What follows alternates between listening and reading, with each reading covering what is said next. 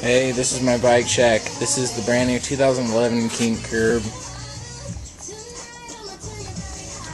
Kink Midtown bars and Mission stem. Threadless forks. Kink Volt.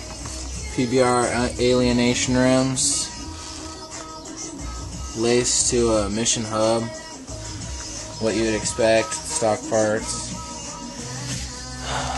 It came with the white stem and the white pedals.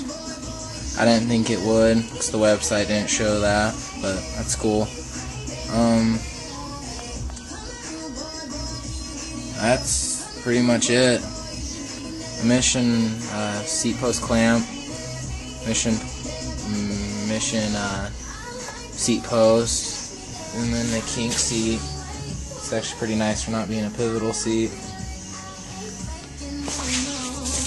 Came stock with a 25 tooth Kink sprocket. I think the gearing of it is 25.9. And that's my bike check. Comment, tell me what parts I should put on it. That kind of stuff. See ya.